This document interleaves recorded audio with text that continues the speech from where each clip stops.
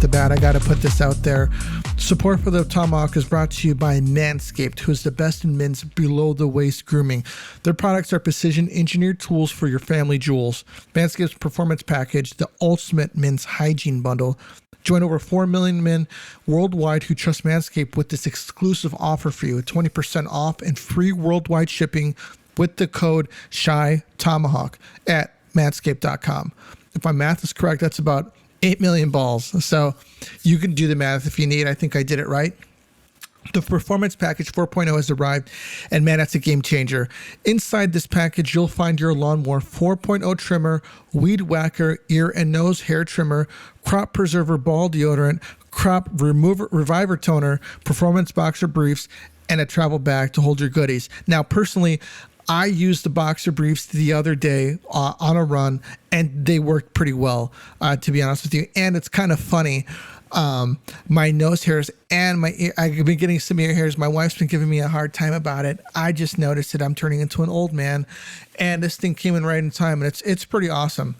So first off, the Lawnmower 4.0 is the trimmer, and it's the future of grooming, and it's pretty awesome. Dare I even say the greatest ball trimmer ever. Their 4th generation trimmer features a cutting-edge ceramic blade to reduce grooming accidents thanks to their advanced skin-safe technology.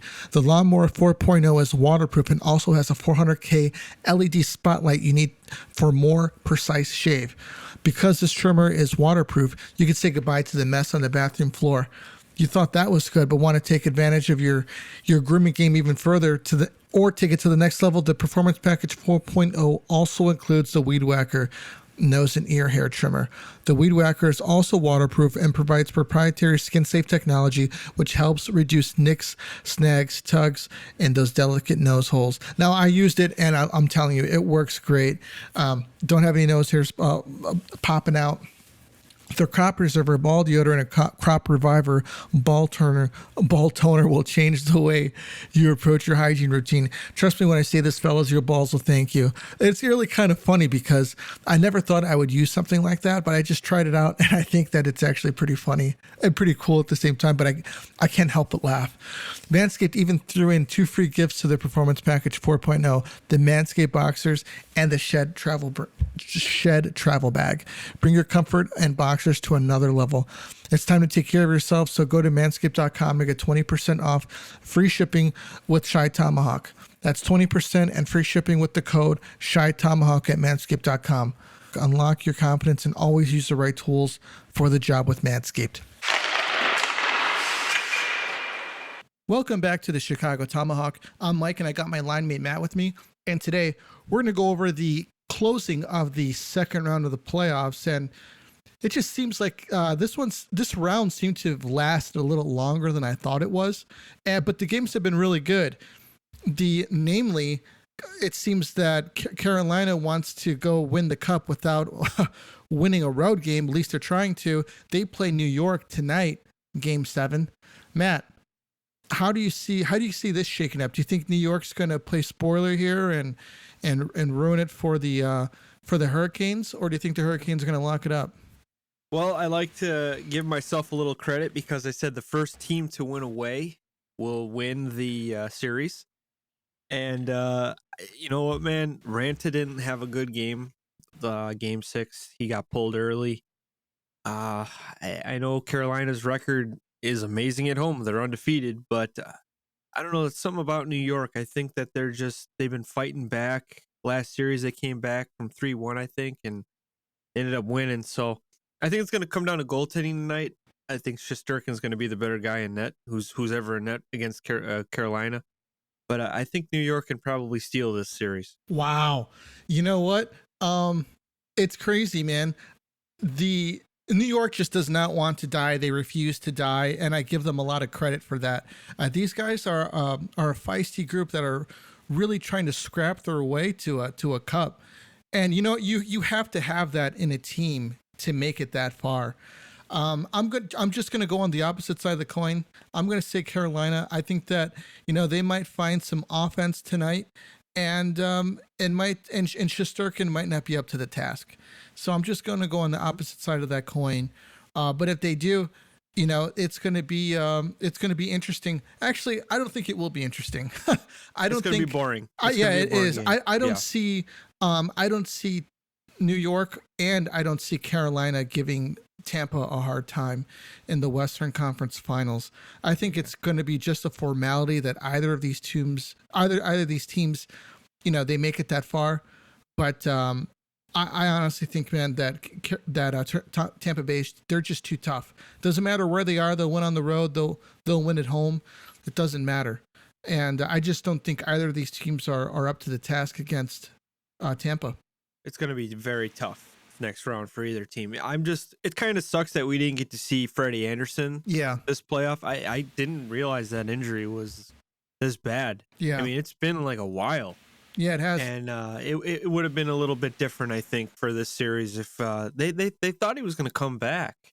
And I guess it's still not good enough. But yeah, I think that Freddie alone could have made the difference in this series for him. I have nothing against Ranta. He's been very good. He could be very good tonight, but I think Anderson and him are a little bit different, though. Freddie's a way better goalie.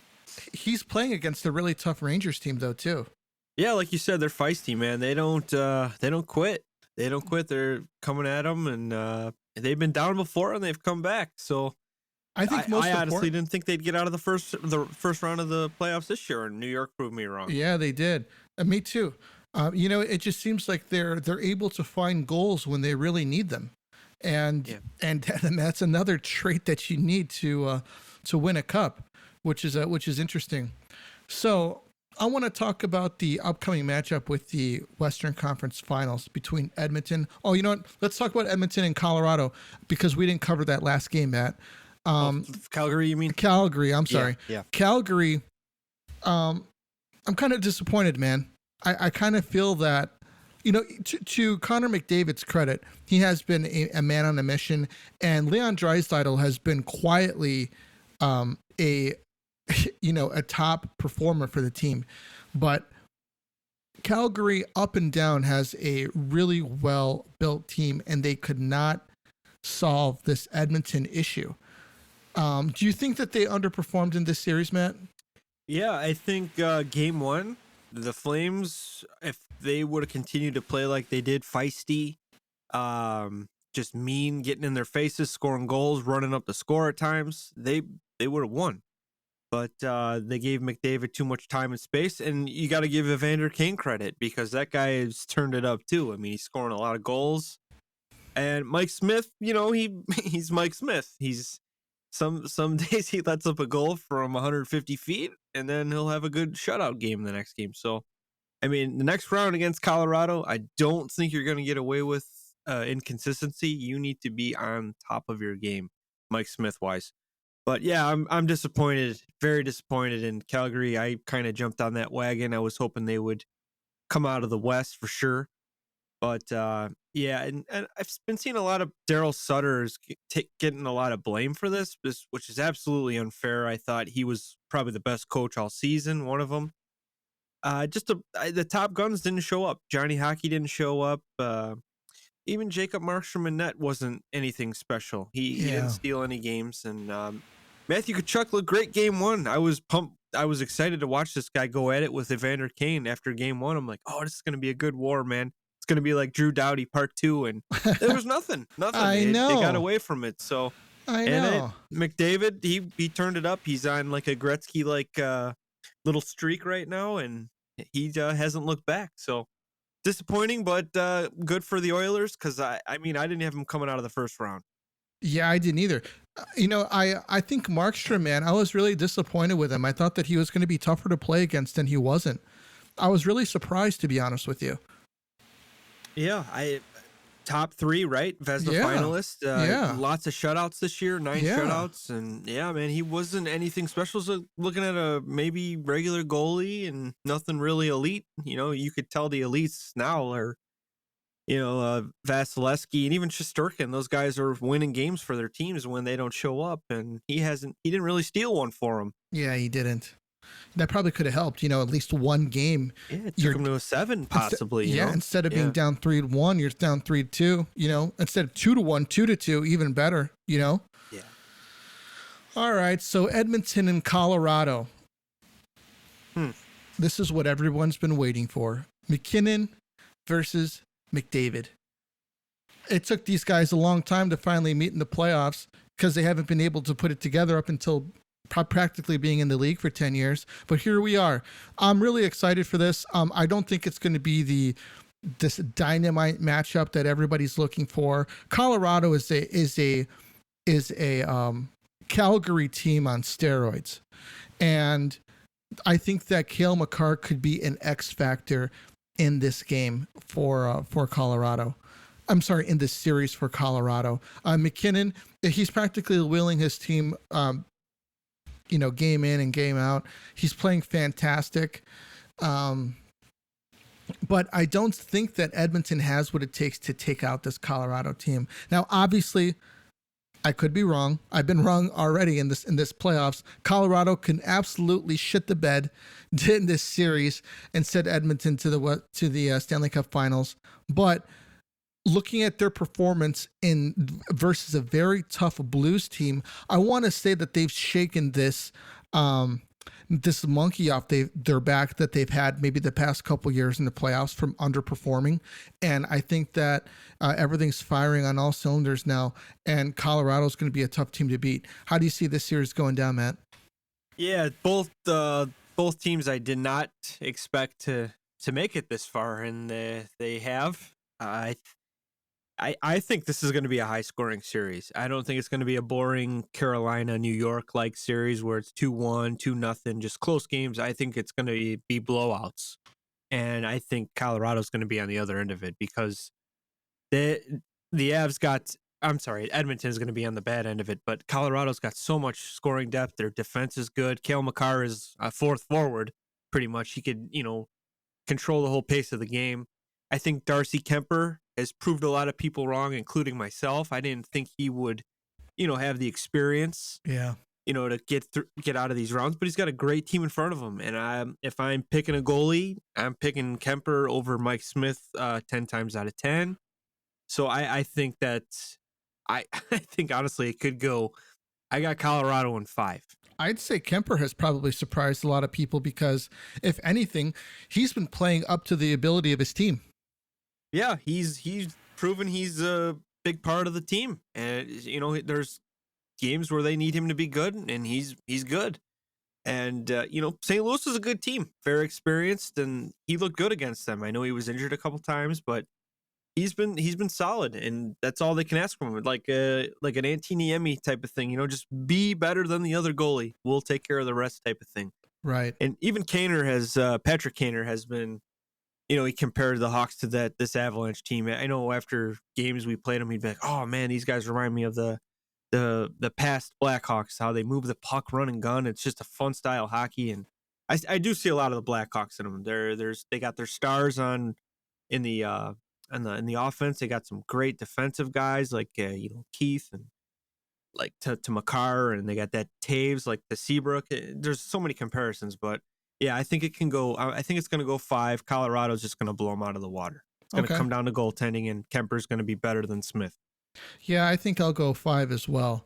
That seems like I think a safe bet. That I think that Edmonton can sneak one out of them, maybe like an OT surprise win or something like that. It could be the first game. I think they could just shock Colorado a little bit. Like, whoa, these guys aren't as bad as we thought. And then Colorado's going to find their game and just be like, okay, we're good. We're good.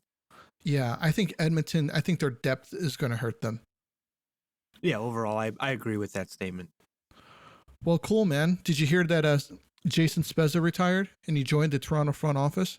Yeah, I think that's a great move for Toronto. I know when I think of Spezza, man, I think of the Ottawa days, him, Alfredson, and Danny Heatley just destroying everybody. I know he jumped around a little bit, but the last couple seasons, he was kind of chasing that cup with the Leafs, and he fan favorite over there, man. And I know he was big in the locker room. I know all the guys loved him, and hopefully he can help that team get over the hump and get a cup. Johnny Gaudreau wants to remain with the Flames. If you're in the front office, how would you feel about that? Well, this is tough because I think he's at an age, I believe he's 32 or 30 now. Yeah. Okay, no, he's 29. Let me look it So up. Oh, okay. yeah, he's going to be turning 29. Uh, you don't want to give him a max deal because obviously the player he's going to decline. Over after his 30s, his late mid 30s maybe. But he kind of is like a Patrick Kane. He doesn't get hurt that much. He's very consistent. This was his best year. I think he got 100 something points, 115 points this year. He was really good. I just don't know if I don't know if Calgary is going to be able to afford him because I'm hearing he wants a lot of money, at least double digits. I think he could probably get. Really? I think he's going to get 11 to 12. And obviously he's got the Philly roots, and I've been hearing a lot him going to Philly. Even New Jersey, I've heard that they're kind of going to make a push to get him. And Jack Hughes and a Johnny Hockey on a team, that could be something scary in a couple of years when Jack Hughes is kind of getting into his prime. But I don't know if it's the right move for Calgary. If he's going to be asking for a lot of money, I mean, they got to pay Kachuk, who's younger, I think. They got to pay these other guys that are, were performing really well. And it's a tough one. I know his heart's with the Flames. He's been there for a while, but, it's a tough one. I'd love to see him stay with the Flames, but I don't think they should pay him all this money and all this term because it's just a weird age. He's right on 30. It's not like he's 25 years old, obviously. Yeah. You want to give him like an 8-year deal. Like, well, let's lock this guy up and he's good to go. But it's just, he's going to cash in with somebody. So I just don't know if it's going to be with the Flames. I wouldn't pay $12 million for Johnny Hockey, man. There's no way.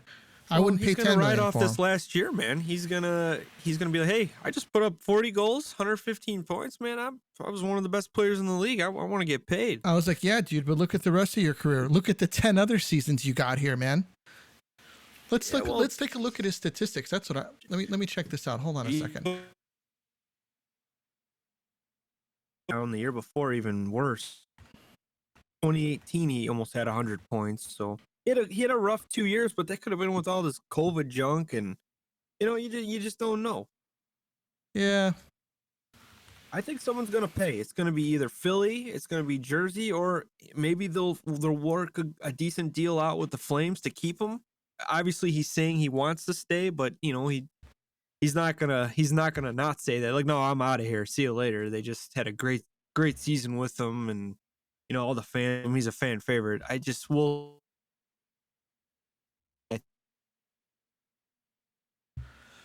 Let me see here. These are his point totals from 2021 to 2022. 115 points this past season, 49 points last season, 58 the year before, 99 the year before that, 84, 61, 78, 64. $8 million a year. That's what I'd give him. I don't know, man. I think that this season, it's gonna probably add on an extra couple mil, and someone will pay. They need a playmaking guy like him. He could obviously 40 goals is. I didn't think Johnny Hockey would ever get to 40 goals, and he proved it this year. But he did play with two other really good players. It's a fluke. It could be, man. It could be, but I think someone will pay double digits for Johnny Hockey. He has to get at least if he played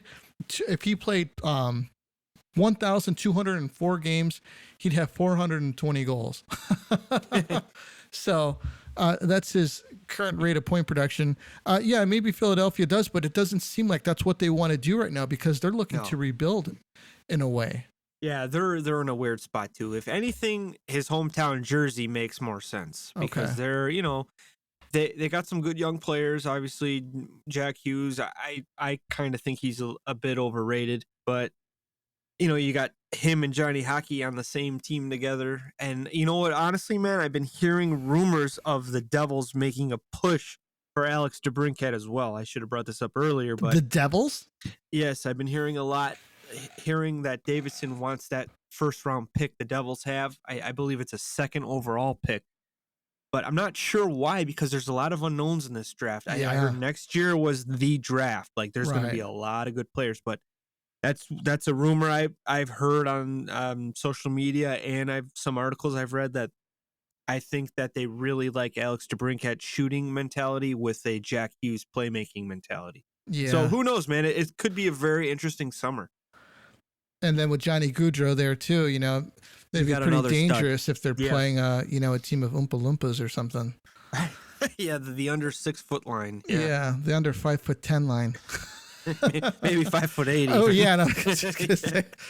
All right, so Brandon Hagel is expected to play for the Lightning game 1. He's missed his 3rd straight practice. He might have a lingering injury.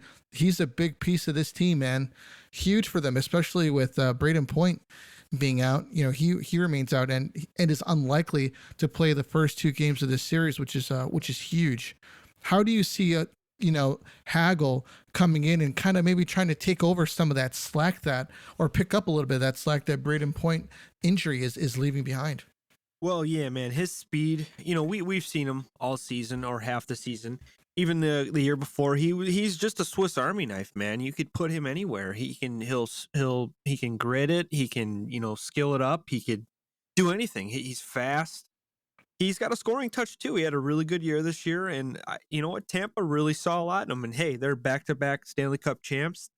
They gave us 2 first-round picks for him, so they're hoping this guy could come in and be that top 6 guy maybe in the future, or for right now, just continue to be gritty guy, score some goals here and there. And my thing is with this team, you got guys that are making under $2 million. Him, Hagel, Corey Perry, Patrick Maroon. These role guys are what get you wins in the playoffs. Right. And I just feel like Tampa's the best at finding these guys. So I'm hoping Hagel gets his ring, man. I mean, suffering with the Blackhawks the last couple seasons, it's gotta suck, and all this drama going on. It's like, hey, you go to a new team, high hopes, and the city around the city's buzzing. They love them. The Lightning, they absolutely love them. Their flags are all over the place, right on the ocean. It's awesome, dude. So I'm hoping he gets that win. Well, good for him. You got anything else for today, man? No, man, just getting ready to kick back, make myself a drink, and watch this game 7. I hope I'm wrong about the Rangers. I'd like to see, I like Rod Brind'Amour a lot. I'm hoping he can get this team over the hump. And something about Ranger fans, man, they just kind of bug me. They think, I mean, they're a good team, yes, but they're not the only team in the NHL. So I feel like it's like sometimes they play themselves, like, oh, the Rangers are like, no, guys, there's a lot of teams out there. It's okay to like compliment other teams.